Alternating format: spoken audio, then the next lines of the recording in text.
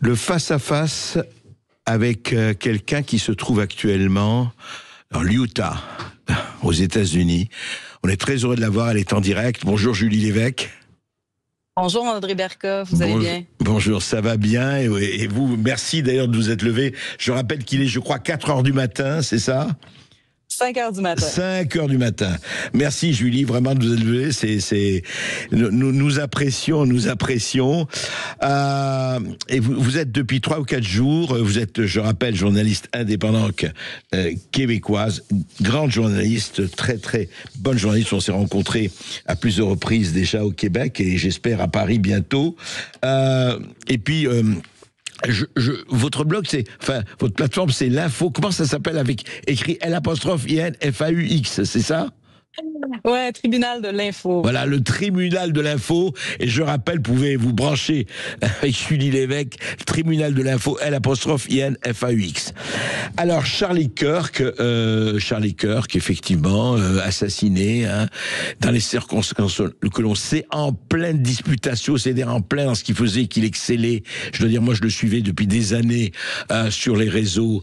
C'est un type qui faisait un travail extraordinaire, il faut le dire, parce qu'il allait dans les campus partout en Amérique et ailleurs, parlait à des milliers d'étudiants, y compris des wokistes, y compris des gauchistes déchaînés, y compris tout le monde. Il avait ses convictions et il discutait à coups d'arguments et non pas à coups de couteau ou à coups de fusil. Et il a été, il a été tué on sait dans quelles conditions, et ça a fait une onde de choc d'ailleurs, il faut le dire, dans le monde entier. Julie Lévesque, où est-ce que on peut faire un peu par rapport à ce que vous avez vu depuis 3 jours, vous êtes là-bas, qu'est-ce qui se dit? Est-ce qu'on peut déjà faire un état de ce qu'on sait, les choses étant ce qu'elles sont aujourd'hui? Écoutez, la communauté est sous le choc, ça c'est certain.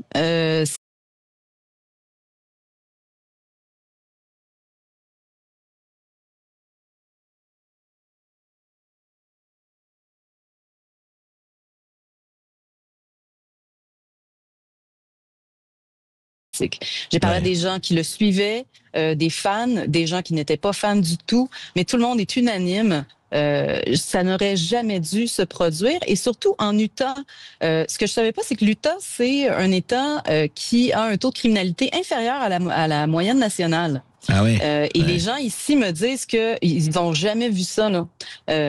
En Utah, ils étaient vraiment choqués de cet événement-là. Ouais. Et justement, alors vous êtes sur les lieux où il a été, enfin sur les lieux. Vous êtes dans la ville où il a été tué. Enfin, est-ce que, et justement, qu'est-ce qu'on sait aujourd'hui? Parce que on a parlé, vous savez, rappelez-vous, au départ c'était la berge espagnole du fantasme. Au départ, c'était évidemment un Trumpiste, homophobe, etc., etc. Et puis il s'est révélé. On dit aujourd'hui que c'est des gens proches du LGBT, des trans. Est-ce qu'on sait exactement, ou c'est encore des supputations et des hypothèses où chacun se renvoie la balle en fonction de son idéologie? Écoutez, je vais être très honnête avec vous. J'ai pas vraiment suivi les médias dans les derniers jours. J'ai été très occupée à couvrir sur le terrain, à faire des entrevues, à parler aux gens. Donc, j'ai regardé l'actualité du coin de l'œil, évidemment. Et juste avant de vous parler, il y avait justement à la télé, là, je suis à l'hôtel. En fait, je suis à peu près 200 mètres de l'université. Et puis, il y avait justement une entrevue à la télévision, un reportage sur le suspect qui s'appelle Tyler Robinson, Oui. qui est un garçon qu'on dit de bonne famille et qui s'est radicalisé apparemment là, depuis quelques années. Oui. C'est ce qu'on dit. Et alors ça, là, c'est la version officielle. Oui, c'est ça. Avec, Mais avec. les gens... Et qui vit avec un compagnon trans, enfin aussi, dit-on, encore une fois, on dit ça au conditionnel avec des pincettes, mais bon. Mais alors, ce que vous avez fait, alors racontez-moi votre travail, Julie Lévesque.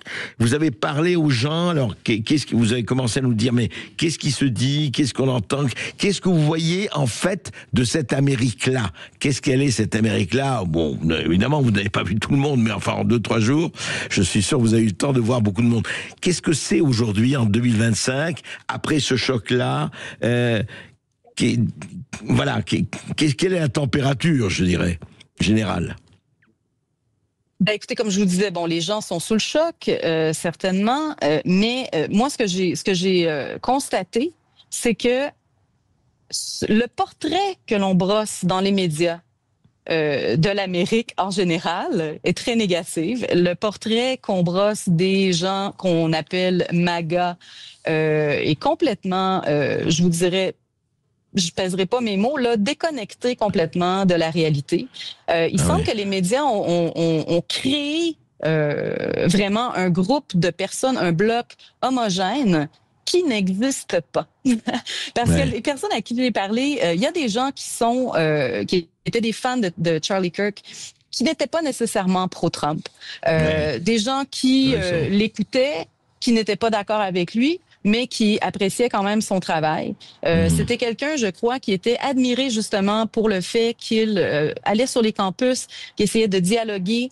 Les gens, ce que j'entends souvent, c'est que le pays est divisé, très polarisé.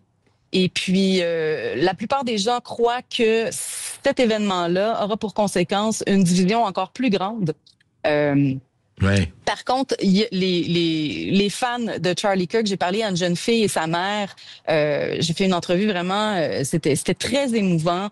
La jeune fille avait vraiment de la difficulté à contenir ses émotions. Et puis, elle disait que elle, ça l'inspirait à justement avoir le courage de ses convictions et puis à s'exprimer encore plus. J'ai parlé à un jeune homme qui était là quand ça s'est produit. En fait, deux garçons qui étaient là quand ça s'est produit. Le premier, c'était à Salt Lake City. D'abord, la plupple des gens ne veulent pas s'exprimer à la caméra.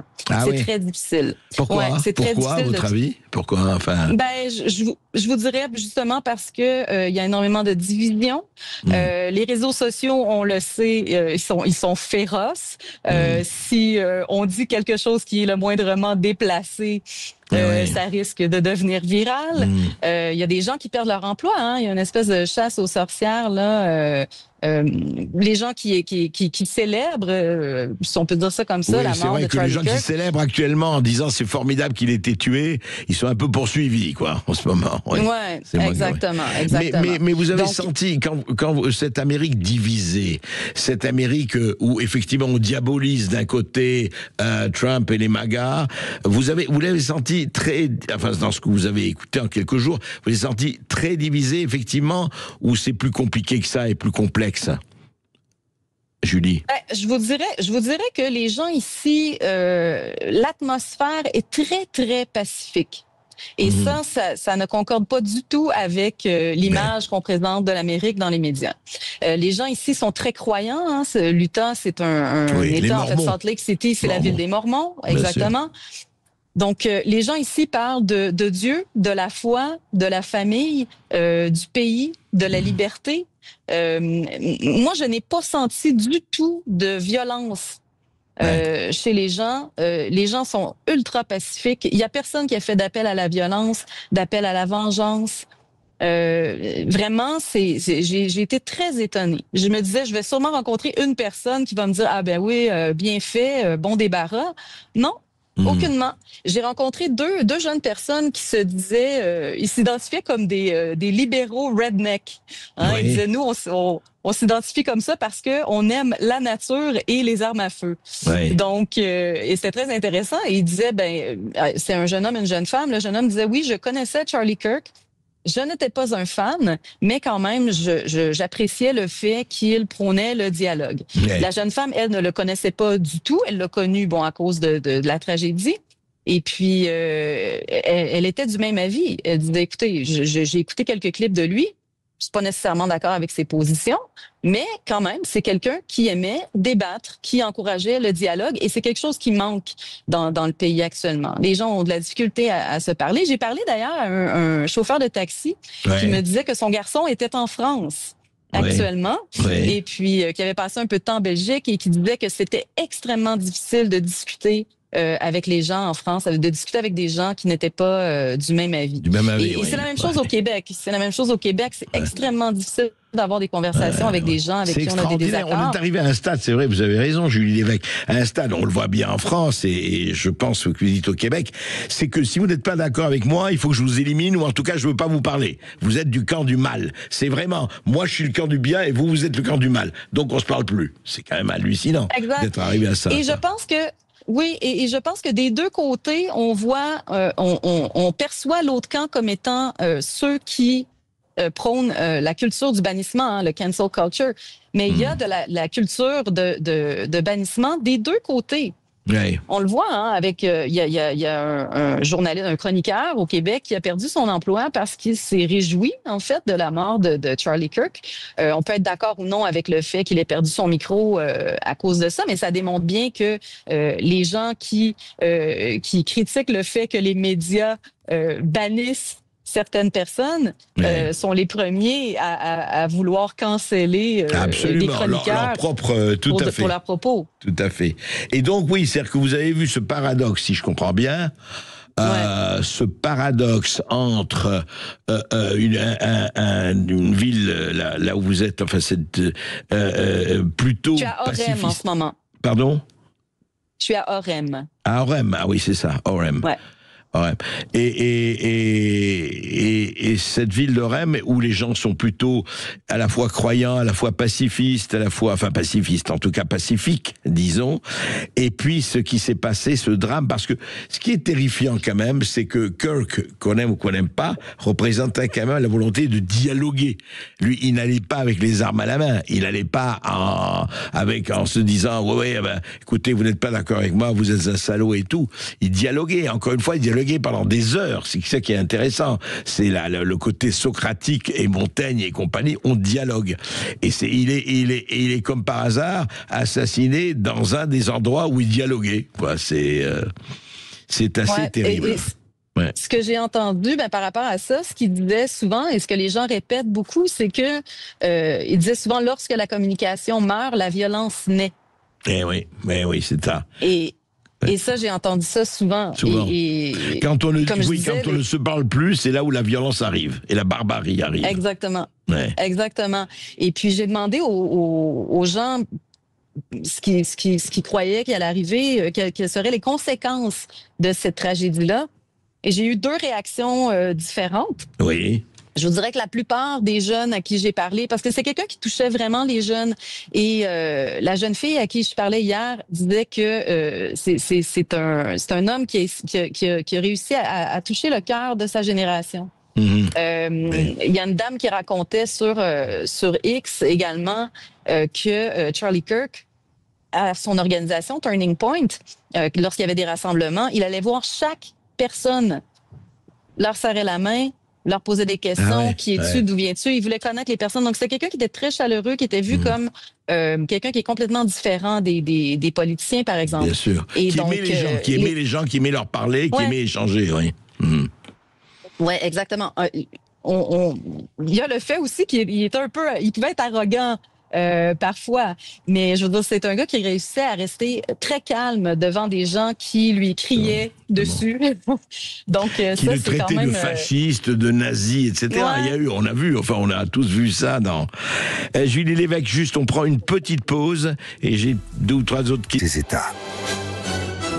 Et nous sommes toujours avec Julie Lévesque qui est dans l'État de l'Utah où a été assassiné Charlie Kirk. Et c'est assez terrifiant. Juste, Julie Lévesque, je voulais vous faire entendre, et nous avons des auditeurs d'ailleurs qui appellent, mais je voulais faire entendre, vous savez que le Parlement européen, il y a une partie des députés du Parlement européen voulait faire une minute de silence pour Charlie Kirk. Et ça a été refusé par d'autres députés, et notamment une députée européenne, Nathalie Loiseau, qui est Renew Europe, et qui disait ceci, l'assassinat de Charlie Kirk est un crime odieux et Charlie Kirk est une victime. Je ne voudrais pas qu'on fasse de lui un héros, une icône, alors qu'il avait vécu en France, il aurait été considéré comme un délinquant. Oui, alors, ici on l'a traité, entre autres, islamophobe, raciste, homophobe, etc., etc. On l'a traité de tous les noms, alors que quand on l'a écouté un peu et un peu beaucoup, on peut pas dire ça. Et puis je voudrais vous faire écouter également, pour vous dire un peu ce qu'il y a eu, Julie Lévesque, en France en tout cas, Gilbert Collard, l'avocat, disait, alors, il y a une photo de Charlie Kirk avec sa femme et ses enfants, regardez cette vidéo, disait Gilbert Collard, et jugez les minables députés au Parlement européen qui ont refusé une minute de silence. Et un certain Ilan Gabet répond, pour vous dire un peu le niveau et l'intensité. Hitler aussi avec une femme, mais malheureusement Gilbert Collard n'était pas encore né pour nous montrer des photos d'Eva Braun avec lui. Écoutez, no comment sur le niveau. Et puis je voudrais entendre une autre députée européenne, décidément, c'est intéressant ce Parlement européen, Valérie Hayer, qui s'était d'ailleurs présentée, et voilà ce qu'elle disait, écoutez. Ce qui s'est passé, l'assassinat de Charlie Kirk est un drame absolu. Il n'aurait jamais dû se produire. Mais est-ce que le Parlement européen, en tant qu'institution, devait rendre hommage à cet homme dont on connaît les positions qui sont orthogonales aux valeurs que nous défendons, suprémacistes, racistes, anti-avortement, pro-russe? Est-ce que notre institution devait lui rendre hommage? Absolument pas. Absolument pas, vous voyez, raciste, etc., bon. Alors, juste, Julie Lévesque, ça vous inspire quoi? On va prendre des auditeurs. Ben écoutez, on atteint le point Godwin assez rapidement dans les médias pour toutes sortes d'événements. Le point Godwin, je rappelle, c'est la réduction ad Hitlerum. Toute personne qui n'est pas d'accord avec moi est à la droite d'Adolf Hitler. C'est bien ça. Hein? Ouais, exactement. Donc, écoutez, sur justement le terme fasciste, c'est très difficile. Comme je vous disais en début d'entrevue, excusez, c'est parce que là, il y a des sirènes. Ouais. Ça m'a déconcentré. Comme je disais en début d'entrevue, les médias ont fabriqué vraiment une image de Charlie Kirk qui, selon moi, ne correspond pas du tout à la réalité pour avoir regardé plusieurs de ses vidéos. Ouais. Les gens qui le suivent, encore là, une construction de la réalité. Et quand on parle aux gens qui nous parlent de leur foi, de leur croyance, de l'amour pour leur pays, des gens qui vraiment sont pacifiques, il n'y a aucun appel à la violence, à la vengeance de ce que j'ai entendu, là, des gens à qui j'ai parlé. Donc, de lier ce Charlie Kirk au fascisme et les gens qui le suivent au fascisme, c'est indécent, selon moi. Je veux dire, ça n'a aucun lien avec la réalité. Maintenant, pour ce qui est de faire de lui un héros ou une icône, ben, je suis désolée, mais il est trop tard. Je pense qu'il l'était déjà avant sa mort et ça va seulement amplifier la situation. Bien sûr. Hier, j'étais à l'université. Il y avait, en fait, je suis allée me promener sur le campus. Le campus a été fermé à partir du moment où l'événement s'est produit et ça ouvre seulement aujourd'hui, ce matin. Donc, on est allé quand même sur les lieux de l'université hier pour voir ce qui se passait. S'il y avait un peu d'action, c'était complètement désert. Et puis, il y a quelqu'un qui m'a dit « Ah, mais en bas, il y a une vigie pour Charlie Kirk. » Donc, on s'est en allé voir la vigie. Il y avait quand même quelques personnes. Et puis là, les gens étaient plus enclins à partager leur... Oui, exactement. Et les jeunes, comme je disais tout à l'heure, il y en a beaucoup qui sont inspirés, qui sont encouragés à exprimer leurs opinions, à promouvoir justement le dialogue et puis à prendre la parole. Mais il y a des personnes aussi qui disent que ça va avoir un effet réfrigérant vraiment sur la liberté d'expression. Le jeune justement qui était là, un jeune qui était là, qui était peut-être à 3, il m'a montré sa vidéo, il avait une vidéo où lui-même a filmé là. Et puis il était très très près de l'événement, encore sous le choc et pour lui ça a un effet réfrigérant. Ça lui a fait peur et ça l'a choqué. Et puis, il y a une jeune dame qui était là aussi, qui a assisté à la tuerie. Et puis, elle voulait pas parler. Et puis, son copain disait, écoutez, pour nous, c'est très difficile, on est encore sous le choc. Donc, je pense que vraiment les réactions sont partagées là, au niveau des conséquences et puis, que ça il y pourrait a la avoir. peur, c'est là, il y a la peur, Julie, c'est clair. Les gens, si maintenant exprimer son opinion devient un métier à risque et à risque mortel, évidemment, non mais c'est comme ça, vous savez que le vrai fascisme commence. Hein. C'est comme ça que le totalitarisme commence. Il faut faire très attention. Je crois, Maud, que nous avons un auditeur. Pardon, on a un auditeur, Kevin, qui nous appelle de Bordeaux. Bonjour Kevin. Oui, bonjour André, bonjour Madame l'évêque.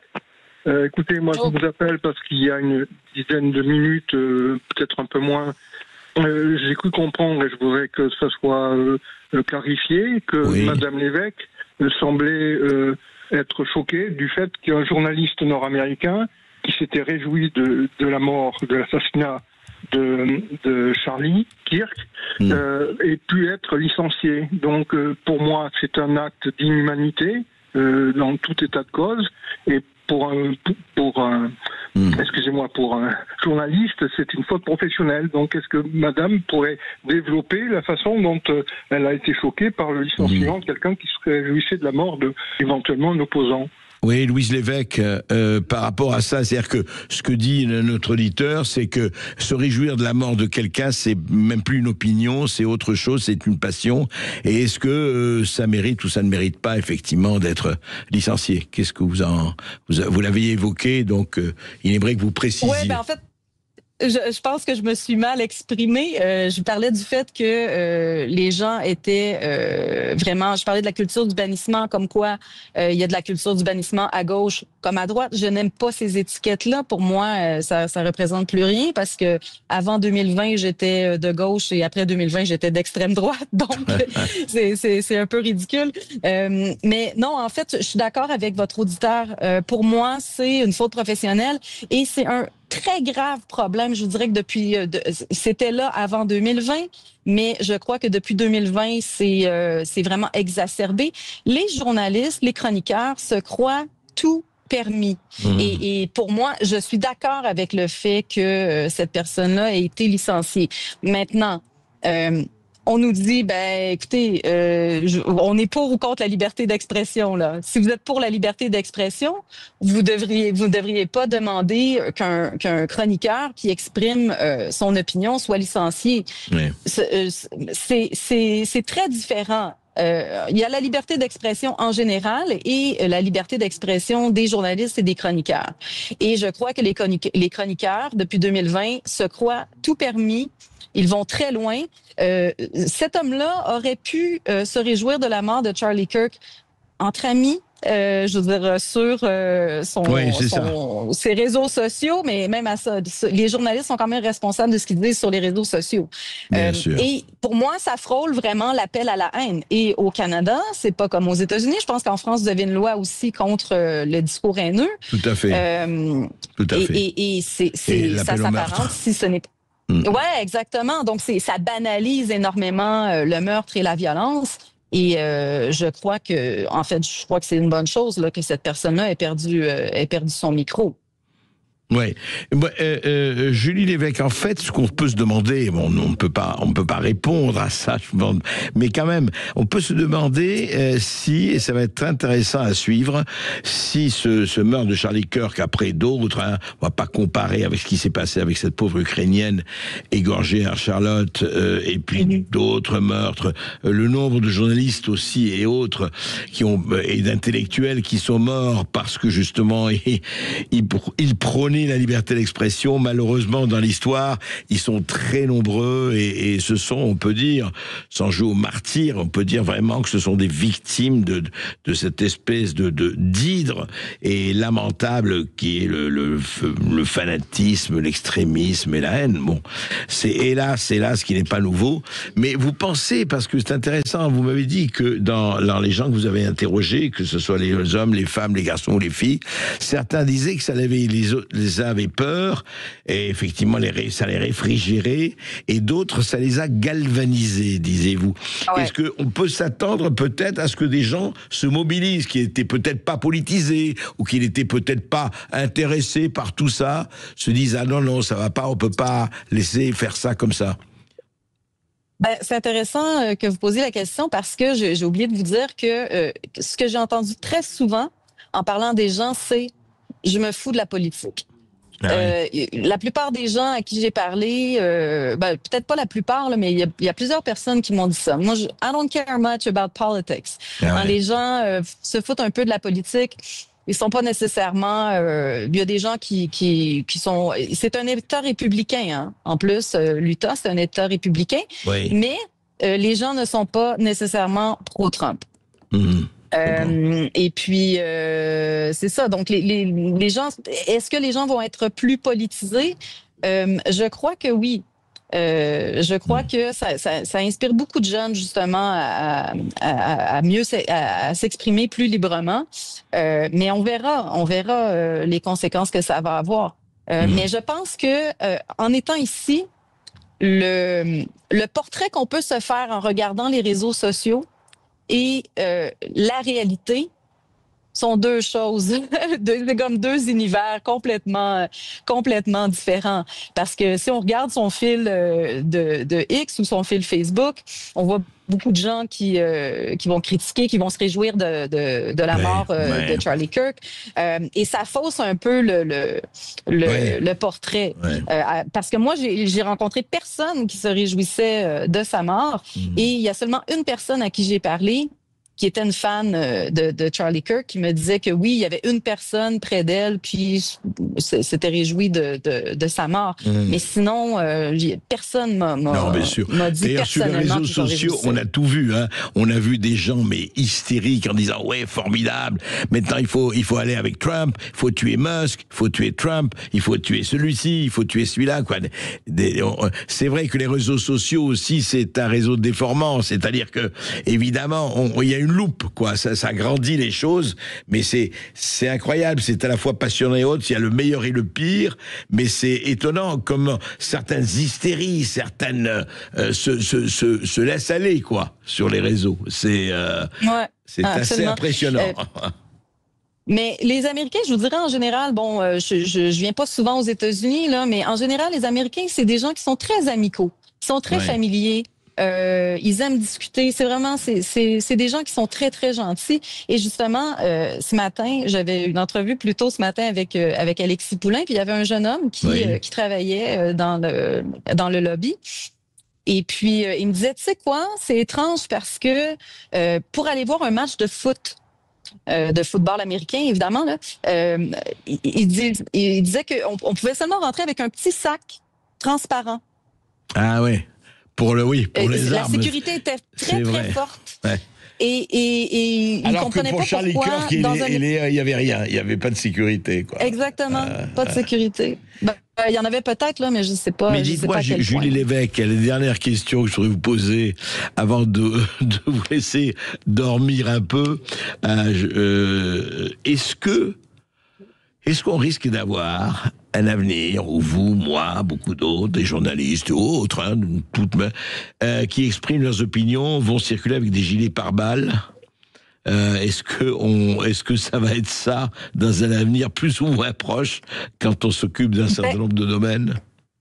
C'est une bonne question. Je vous dirais au Québec, le Québec c'est pas une société qui est très violente. Je veux dire, la violence armée, bon, il y a eu des tueries là, oui. Mais je vous dirais qu'au Québec, ce qu'on voit le plus souvent, ce sont des crimes familiaux. Ah oui. Peut-être que je me trompe, là, mais ce qui me vient en tête là, quand je pense à des crimes par arme à feu, ce sont soit des crimes passionnels, des crimes familiaux. Des tueries. Il y a eu une tuerie dans une mosquée il y a quelques années. Mais je vous dirais que moi-même, durant la COVID, je suis allée à un rassemblement qui avait lieu contre le couvre-feu. Et c'est un rassemblement qui était fait par un groupe de gauchistes. Et puis moi-même, comme je vous dis, je me considérais comme une gauchiste avant, plus aujourd'hui. Mais je me considère toujours pas comme une extrémiste de droite.